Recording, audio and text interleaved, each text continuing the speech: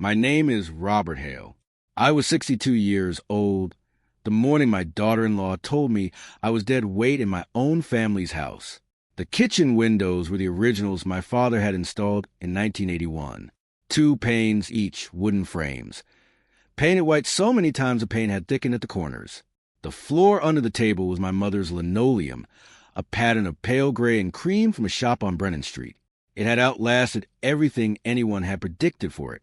Nora had no idea what was in the filing cabinet in the back bedroom, and I already knew exactly what I was going to do. Welcome back to Channel, where silence is never surrender.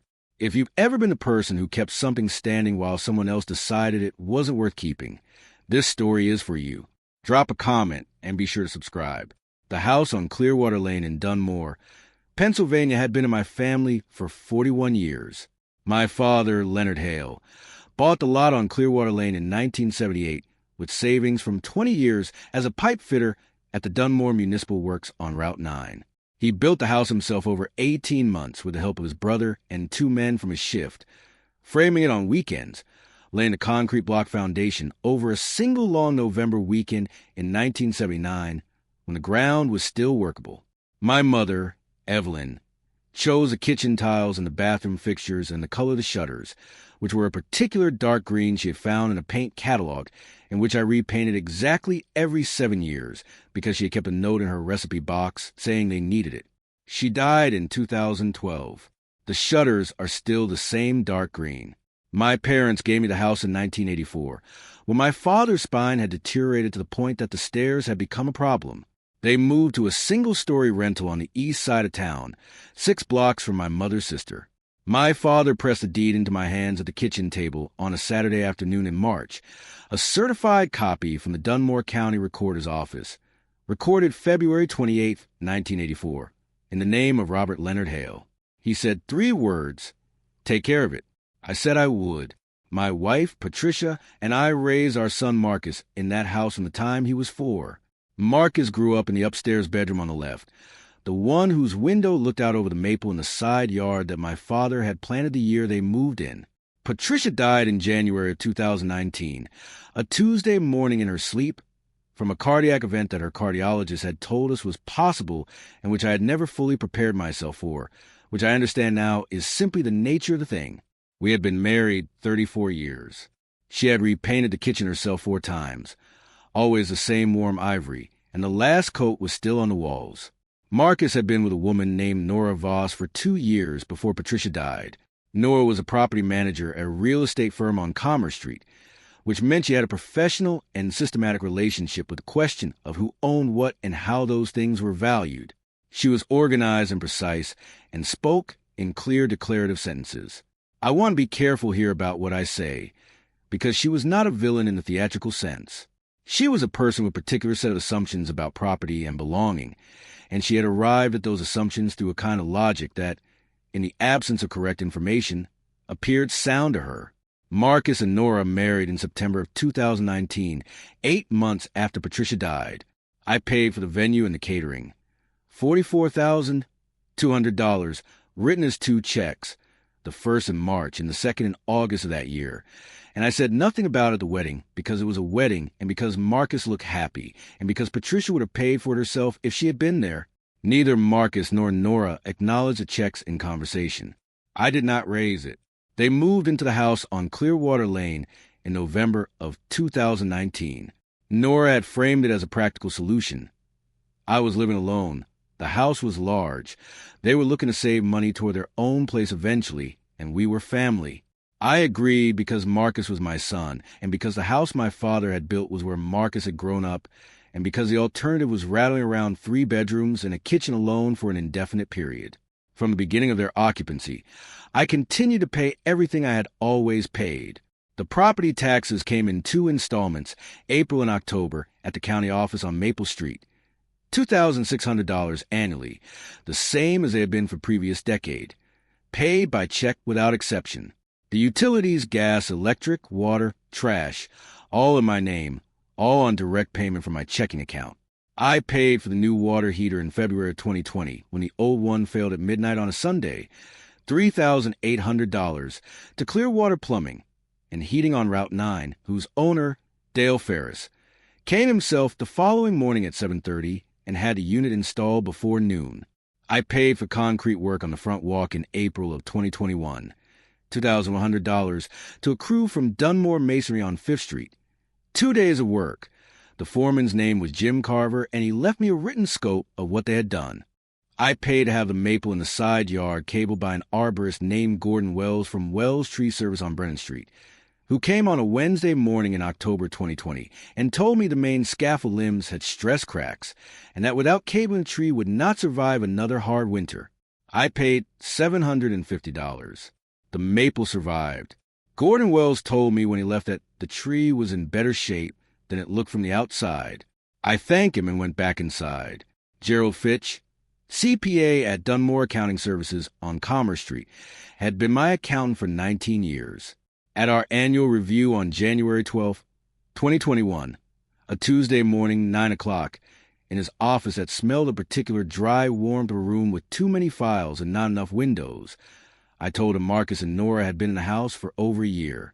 Gerald asked about the financial arrangement. I said I paid the taxes and utilities as I always had, and Marcus and Nora covered their own personal expenses and contributed to groceries. Gerald looked at me over his reading glasses and said, "Robert, does Nora know the property is in your name?" I said I had not discussed it specifically. Gerald set his pen flat on the desk, which was what he did when he was about to say something he meant carefully. He said, "That is worth discussing, especially given her profession." I said I would think about it. I did not discuss it. The first indication came in February of 2021, about 15 months after they had moved in.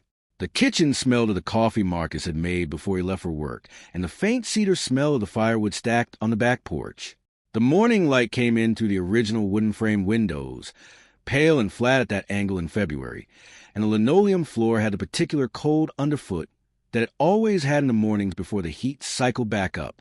Nora was at the counter going through papers from her work bag. "Robert," she said, without looking up, "we've been thinking about converting the back bedroom into a proper office." I said the back bedroom had been used as a study since 1984. "Right," she said, "but you use it more for storage now. We thought a dedicated workspace with better light would make more sense." I said the back bedroom was where I kept my files. "We could get you a filing unit for your room," she said. She looked up. Her expression was helpful. It would be a better use of the space overall. I said nothing. I looked at the window. "Marcus thinks it's a good idea," she said. "Then Marcus and I can discuss it," I said. I said nothing further. I went to the back porch and stood with my coffee until the morning changed. The filing cabinet stayed in the back bedroom. The look in Nora's eyes the following morning told me she had not expected that outcome. In April, she raised the question of the front room furniture. My mother's armchairs had been there since 1985, a matched pair in a dark blue fabric that she had reupholstered herself in 1997, and which were perfectly sound. Nora said the room needed a refresh, and that she had found a sectional she liked at a furniture store on Grove Street. She said the armchairs were dated. I said I preferred them where they were. She said she understood, and that was the end of it. And the temperature in the kitchen for the next week carried that particular quality of a settled disagreement that has not been accepted by one of the parties. "She's trying to make it feel like home," Marcus told me, in the kitchen doorway on a Sunday evening. The light from the side yard window was coming in gold off the maple leaves, and the kitchen smelled of the dinner Nora had made. "It's not a criticism of Mom's things." I said I understood. "Could you just give a little on the furniture?" he asked. My throat tightened. I looked at the counter. I said nothing. Marcus left. I stood at the window and looked at the maple and thought about my father planting it in 1979 and about the cables Gordon Wells had put in the scaffold limbs to keep it standing.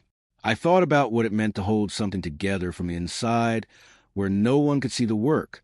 I paid the April property tax installment that week, $1,300. The summer of 2021 was when the comments became consistent.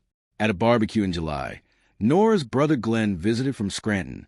The backyard smelled of charcoal and the cut grass and the late summer warmth coming off the back fence.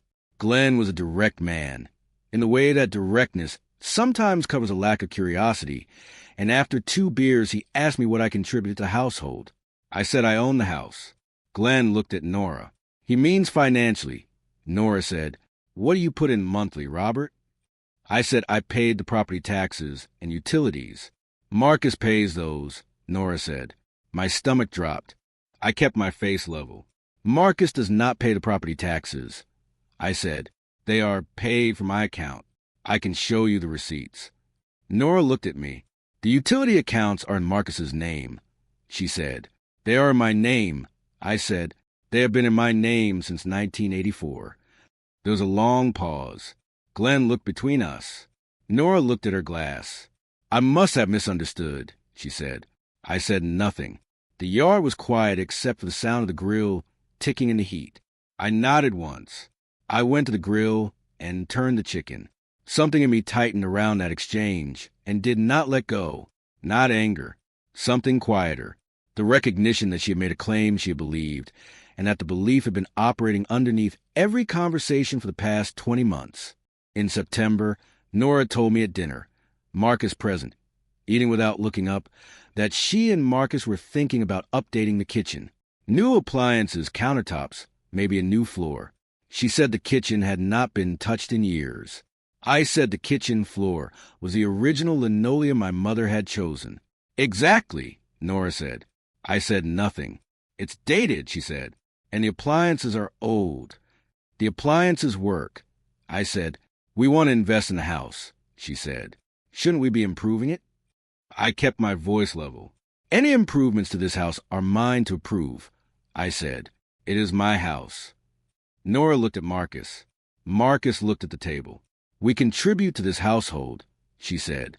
"You are welcome here." I said, "The house is mine." I said nothing else. I finished my dinner and carried my plate to the sink and went to the back porch. The evening was cool and the maple threw a long shadow across the yard in the late light, and the cables Gordon Wells had put in the scaffold limbs were visible if you looked for them. 2 steel cables, barely visible against the gray bark, holding the main limbs in place. I stood there for a long time. In October, at a dinner with Nora's parents, Thomas and Frances Voss, who drove up from Harrisburg. Nora said it directly. The dining room smelled of the roast she had made and the candles she kept on the sideboard, 5 of them, and the room was warm with particular warmth of October in that house, the way the heat pooled in the dining room when the windows were closed. Thomas Voss was a retired contractor who had built things for 40 years and who had, I realized, been told a version of the household arrangement that differed from the actual one. "Nora tells me you've been relying on Marcus for a while now," Thomas said. I looked at him. Nora said, "What I mean is, Robert is part of the household, but he doesn't really carry his weight financially. Marcus carries him. We want Robert to find somewhere more suitable, somewhere he'd be more comfortable. He's dead weight in this house. My husband carries him." My breath caught. I looked at the candles. Frances Voss nodded. Thomas looked at me with the expression of a man who has already made up his mind about something. I said nothing. I sat with that for the full length of the silence. Then I said, "Thomas, it has been good to meet you." I excused myself. I drove to Gerald Fitch's office the following morning at 8:15. It was a Wednesday in October 2021 at 8:15 in the morning when I sat across from Gerald Fitch and told him what had happened at dinner. His office smelled of the dark coffee from the machine on the credenza and the old paper smell of a room that had been full of files for decades. The morning light came in flat through the window that faced the parking lot on Commerce Street, and the ventilation was making its low, steady sound, and I could hear the traffic on Route 9 somewhere behind the building. Gerald listened without a word. When I finished, he turned to his computer and opened my file and turned the screen toward me. "Robert," he said, "you're paid $2,600 in property taxes annually for 37 years. You're paid all utilities on this property since 1984. The deed is in your name. Clear, no encumbrance. You own this property outright." He looked at me. "And your daughter-in-law has told her family that her husband carries you." I said yes. He picked up his pen. "What do you want to do?" he said. I had thought about it on the drive over. The streets of Dunmore were empty at that hour. The commerce strip on Route 9 still closed, the light flat and gray. I am an orderly man by nature. I had been a draftsman for 26 years at a civil engineering firm on State Street before I retired, and the work had trained me to approach problems systematically, to identify the specific point of error before touching anything else, and to make corrections that were proportionate and documented. I did not want to act from the dinner table. I wanted to act from the facts. The fact was this: Nora had told her father I was dead weight, and that Marcus carried me. She had told her brother that Marcus paid the utility accounts. These were not misunderstandings. They were an account of the household that she had constructed and that had been operating, I now understood, from very close to the beginning. The correction was not complicated. If I had been contributing nothing, then removing my contribution would change nothing. I wanted to give her the opportunity to observe what nothing looked like. I want to stop paying, I said. Gerald looked at me. The taxes and utilities. Everything, I said. I want 60 days of advance notice to utilities, so the bills arrive before I stop paying. I want Marcus and Nora to see the accounts transfer to their names. I want them to understand what is changing. Gerald made a note. And the deed, he said. The deed doesn't change, I said. It is already mine. It has been mine since February of 1984. He told me to call a property attorney.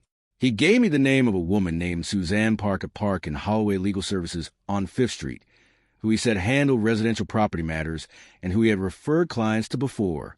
I called her office from the parking lot. Her assistant gave me an appointment for the following Thursday at 2 in the afternoon. I drove home. The maple in the side yard was at its peak color, orange-red at the top, still green toward the trunk, and the cables and the scaffold limbs caught the October morning light. I went inside and made a second pot of coffee and sat at the kitchen table and looked at my mother's linoleum floor for a long time. I paid the October property tax installment 4 days later, $1,300. Nothing changed on the surface. I did not change anything that could be seen.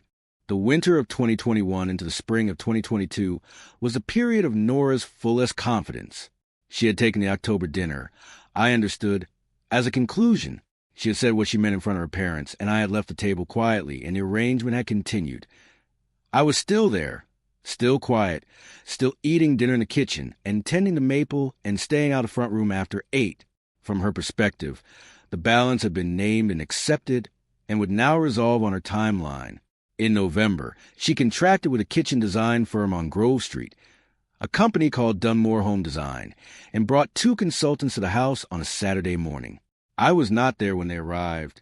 I came home at noon to find paint samples fanned out on my mother's kitchen counter and a laptop showing cabinet finishes on the linoleum floor my mother had chosen at a shop on Brennan Street.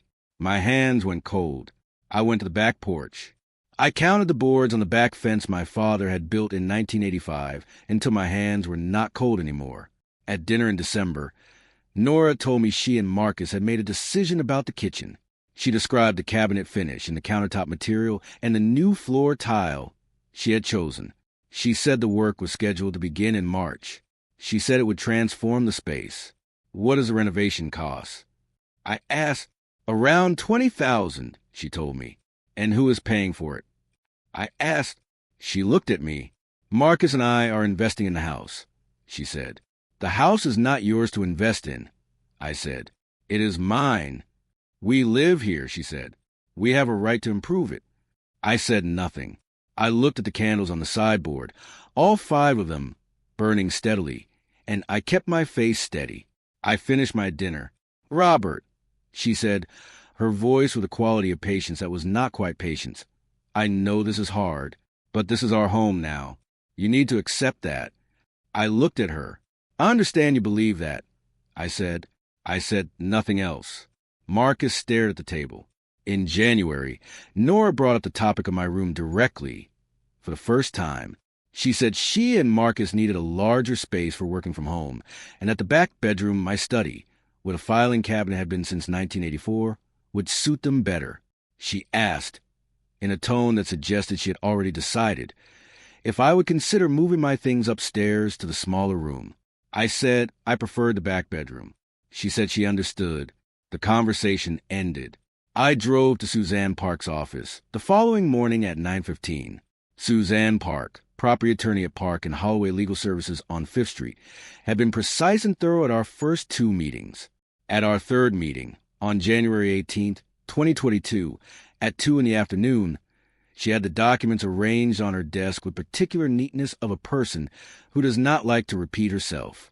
The deed abstract, Gerald Fitch's accounting, 37 years of payments for pages signed, the formal notice of the property arrangement, addressed to the current occupants, the proposed occupancy agreement for going forward. Your position is unambiguous, she said. The property is yours. The title is clear. The deed has been in your name since 1984. I know, I said. The occupancy notice gives 30 days, she said. That is generous. I want to be correct about it, I said. She made a note. She said the documents would be signed and ready by the end of January. My hands went cold somewhere an hour after I left Suzanne Park's office. I drove home on Route 9, and by the time I turned onto Clearwater Lane, they were steady again, and I sat in the car for a moment before I went inside. In February, Nora told me at breakfast that Dunmore Home Design had confirmed the kitchen's start date for March 12th. She showed me the tile samples again. She asked if I was excited. I said I would see how it went. You'll love it, she told me. It's going to be completely different. I said nothing. My chest had gone still somewhere in the previous 3 minutes, and I sat with it quietly while she talked, and I said the right words at the right moments, and I left for Gerald Fitch's office at 9:15 that morning to review the final accounting documents before they were sent to Suzanne Park. The total figure, from February 1984 through February 2022, was $312,400. Gerald had it on 4 pages, each one signed. He looked at me over his glasses when he handed them across the desk. Robert, he said, that is 38 years. Yes, I said. And she said her husband carries you. I said yes. He looked at the pages. All right, he said. The envelope arrived on a Tuesday in March, 1 week before the kitchen renovation was scheduled to begin. 2 documents. 1 from Suzanne Park's office. 1 from the Dunmore County Recorder confirming the utility accounts on the Clearwater Lane property would transfer from Robert Leonard Hale to Marcus and Nora Hale effective April 1st. Nora found them on the hall table at 4 in the afternoon. I was in the back bedroom. I heard her voice in the hallway, and then a long silence, and then Marcus's voice. He had come home early that day, and then nothing. I stayed in the back bedroom for 20 minutes. Then I went to the kitchen. Nora was at the table. The documents were open in front of her. Marcus stood by the counter with his arms crossed, and his face closed in the way it went when he was trying to hold more than one thing at once. What is this? Nora said. I set my keys on the counter. The utility accounts transferred to your names on April 1st, I said. The letter from my attorney explains a change in the property arrangement. The property arrangement, she said. This house has been in my name since February of 1984. I said, the deed is in the documents. Gerald Fitch's accounting of every payment made to this property since that date is on the last 4 pages. Nora looked at the accounting pages. She did not move. Her face went pale and very still. You own this house, she said. Yes, I said. You've always owned it. Since my father transferred the deed. I said. February 28th, 1984. The room was quiet. Marcus pays, she started. Marcus pays for groceries and his personal expenses. I said. The property taxes, utilities, maintenance, and all structural work on this house have come from my account for 38 years. The total is on page 4. It is $312,400. Her hands were flat on the table. You told me I was dead weight. I said that your husband carried me. I wanted us to have the correct information. Something in my chest went very still as I said it. Not from the words, from watching her face as she heard them. This is not, she said. She stopped. What do you want? Marcus asked. His voice was low and careful. I want what is stated in the letter. I said, fair market occupancy terms. My attorney's name is on the 2nd page. Nora looked at Marcus. The kitchen renovation, she said. We'll need to stop, I said. Her face did not change, but something went out of it. I said nothing else. Marcus looked at the floor. His eyes were wet at the corners. "Dad," he said, "why didn't you tell us?" "Because I did not think it needed to be said. I said, it was my house." And then Nora said what she said in front of her parents. And I understood it needed to be said. Nora set the papers down. She looked at the window. My chest was still. I picked up my jacket from the chair. I went to the back porch. I sat in the old iron chair my father had left when they moved, the one with the green cushion my mother had made from outdoor fabric in 1986, and I looked at the maple in the side yard. The March light was cold and flat, and the maple was still bare, and the two cables and the scaffold limbs were clearly visible against the gray sky. I sat with the quiet until the light changed. Then I went inside and made dinner. What followed was orderly in a way that things are orderly when the underlying facts have finally been established. Marcus called me from his car that evening at 7:30. He was parked on Clearwater Lane. I found out later, 3 houses down. He said he needed time to think. I said to take what he needed. He said he was sorry that it had come to this. I said I understood. We did not stay on the phone long, because there was not much to say that the documents had not already said. But before he hung up, he said he had not known. I told him I knew that.